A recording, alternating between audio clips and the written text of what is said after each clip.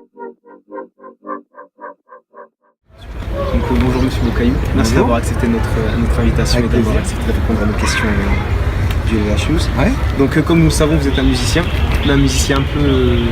un peu particulier, parce qu'en plus de toutes les personnes qui pensent que la musique serait surtout un espèce de moyen de divertissement, vous pensez qu'elle pourrait aussi permettre aux personnes de renouer des liens et de les réconcilier. Oui, tout à fait. J'aime bien me définir comme un musicien créateur de liens, car en fait j'ai plusieurs facettes. Effectivement, quand je parle de la musique, je l'utilise comme un outil.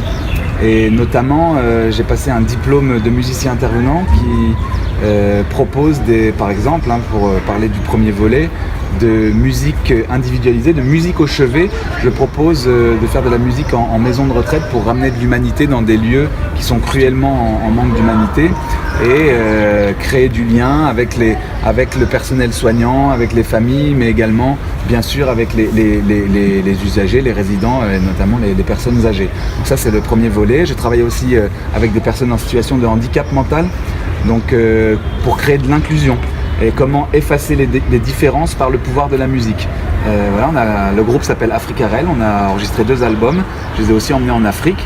Et le troisième volet, c'est un aspect un peu plus personnel, c'est mon projet, j'ai enregistré un album. Je dis que j'aime faire de la cuisine musicale ethno-urbaine. Et effectivement, j'adore le voyage et la musique m'a permis de faire finalement beaucoup de mélanges et de réunir des cultures très différentes par le biais de la musique. D'accord, et en fait, justement, suivant cette philosophie et suivant tout ce que vous venez de nous dire, à votre avis, ce serait lequel l'instrument le plus efficace pour justement renouer ces liens?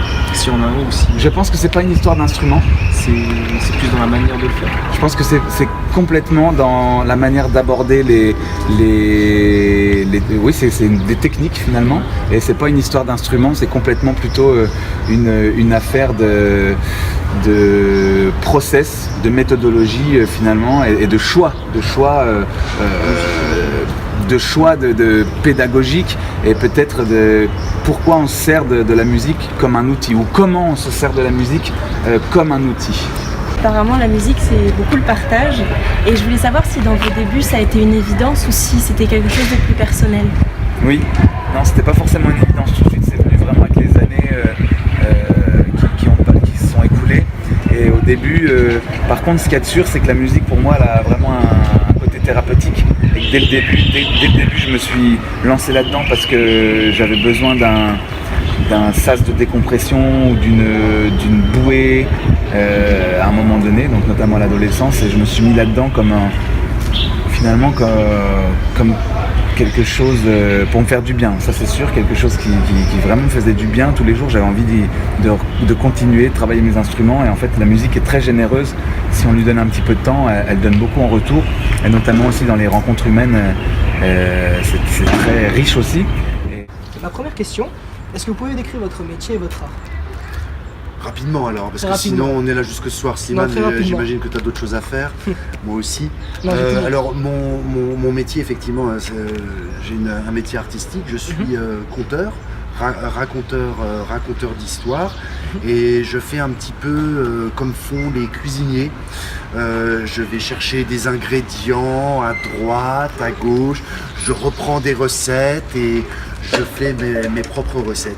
D'accord. Et puis je raconte, souvent quand je dis que je suis conteur, on me dit ah oui, vous travaillez avec les enfants, vous comptez pour les enfants, et je précise que je travaille et j'ai la chance avec ce métier de rencontrer un petit peu toutes les générations, et plein de franges de la population.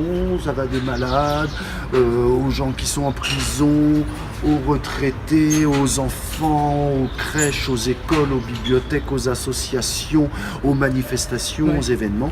Et du coup, un des grands bonheurs de ce métier, c'est de pouvoir rencontrer plein de gens. Et tu vois, même d'ailleurs, Slimane, c'est grâce à mon métier qu'on se rencontre aujourd'hui. C'est vrai, c'est vrai. Voilà. C'est un métier sur scène qui ressemble beaucoup au théâtre d'ailleurs.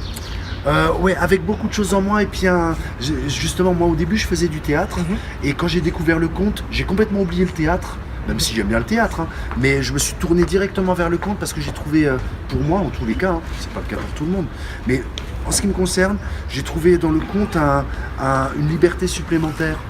Voilà, quand on raconte une histoire, rien n'empêche de s'arrêter puis de parler aux gens. et puis hop, on reprend son histoire. Tiens, en fait, oui, j'ai oublié de vous dire. Voilà, il y a une grande liberté qui n'est pas forcément dans le théâtre, puisque le théâtre, on dit que voilà, il y a le 4e mur, et puis il y a un texte qui est précis. Quand on raconte une histoire, on n'apprend pas forcément son histoire par cœur. Tu vois, si je te demandais de me raconter un bon souvenir, tu vas pas me dire, attendez, je vais le réviser mon souvenir et puis je le raconte. Tu vas retrouver les images. C'est de l'improvisation. Ouais, ou semi-impro, parce que les images, tu les as en tête. Et puis après, en fonction de l'humeur que tu as avec la personne, tu vas raconter ton souvenir comme ci ou comme ça. Ok. Ben voilà, avec les histoires, ça peut être à peu près pareil. D'accord. On sait que vous travaillez en duo avec Monsieur Bocaillou. Voilà. Est-ce que vous pouvez un peu nous raconter la genèse du duo? La genèse du duo, et ben oui, ça a commencé il y a plusieurs années maintenant. J'ai sollicité Adrien pour travailler sur des contes de gourmandise. Voilà, donc on s'est rencontrés, on a fait connaissance artistique et humaine même. Comme ça, enfin, on se connaissait un petit peu avant, mais pas grand chose.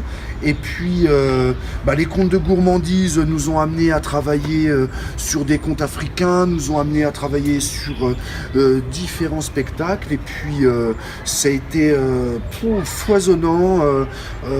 Un spectacle par-ci, un spectacle par-là, un atelier, un projet. Et vraiment, avec Adrien, il y a vraiment un tapis de possibilités, de propositions. Vous êtes complémentaires. Forcément, puisque lui, sa voix artistique, c'est le chant, la musique. Moi, c'est plutôt la parole, l'imaginaire. Donc, effectivement, voilà, c'est des spécialités qui peuvent être faites pour se rencontrer. Et pour le projet qui nous amène ici, donc qui s'appelle le Souk des Trésors Invisibles, nous étions même en trio, parce que l'expression corporelle a aussi une importance, et on travaillait également avec une danseuse qui a malheureusement quitté le projet.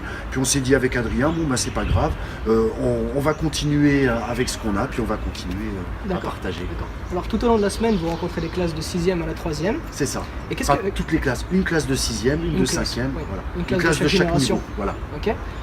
Qu'est-ce que vous espérez tirer de ces échanges? Qu'est-ce qu'on a déjà? Parce qu'aujourd'hui, lundi, on a rencontré les 6e, hier les 5e.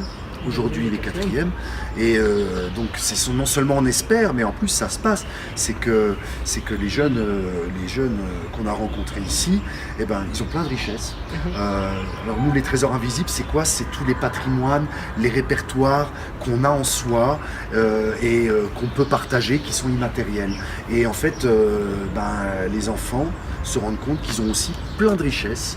Et voilà, on les sensibilise, on les rencontre, on joue avec eux pour mettre en place ce partage et que voilà, ça devienne naturel et surtout voilà, qu'ils puissent continuer après cette rencontre. Ça, ce serait la plus belle chose qui soit. Est-ce que vous avez prévu quelque chose pour cette fin de semaine? Eh bien, vendredi après-midi, nous vous convions chaleureusement, mais je pense que c'est déjà dans votre planning, vendredi après-midi de 14 à 16. Si vous êtes derrière vos caméras, vos micros, tenez-les bien, parce que si vous êtes devant, on va venir vous chercher et on va vous faire aussi partager vos trésors de 14h à 16h. On va faire avec ces 4 classes, plus le petit atelier théâtre, le souk des trésors invisibles. On va faire un grand troc de trésors immatériels. Super. Avec ces 4 niveaux, ces 4 sections. Génial. Merci beaucoup, Monsieur Frick, pour ça. Merci Slimane. Au revoir. Salut.